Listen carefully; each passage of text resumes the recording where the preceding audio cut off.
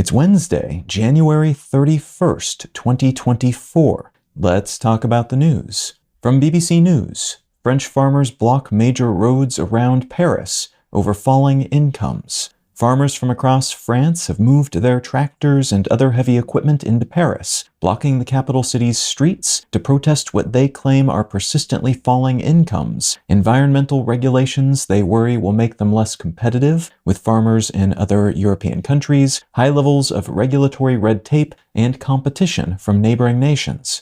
This is similar to other protests happening throughout France and across the EU right now, as farmers in the Netherlands, Belgium, and Germany have all launched similar efforts to protest their own nation-specific issues, and EU policies they feel have stifled their capacity to operate and ability to earn sustainable incomes. These farmers say they aim to keep food deliveries from reaching grocery stores and to thus force the government to take their demands seriously. Police have been told not to intervene. So far, these protests have been peaceful, and the government has indicated it's working on solutions to the farmers' stated problems.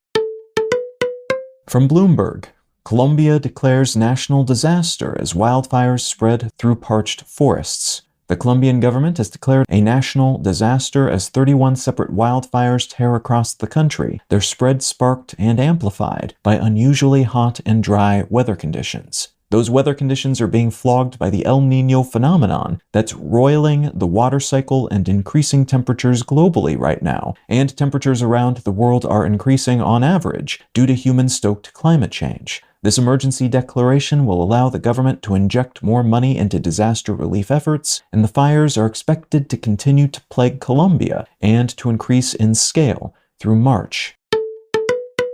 And from the New York Times, Imran Khan sentenced to 10 years ahead of Pakistan's elections. The previous Prime Minister of Pakistan, Imran Khan, was sentenced to 10 years in prison yesterday in a move that is widely being seen as an effort by the country's military to keep him out of play during the nation's upcoming election.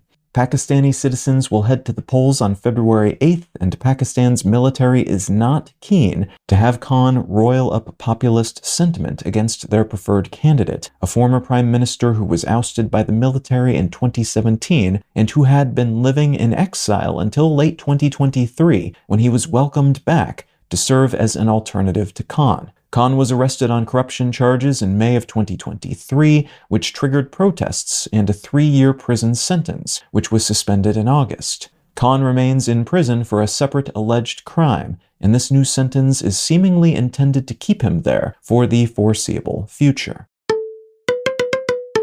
If you're finding some value in One Sentence News, consider leaving a quick review wherever you get your podcasts and/or sharing the show with a friend. You can find out more about this show or subscribe to the email version at onesentencenews.com. And you can support this and other related projects, like the Let's Know Things and Brain Lenses podcasts, at understandery.com.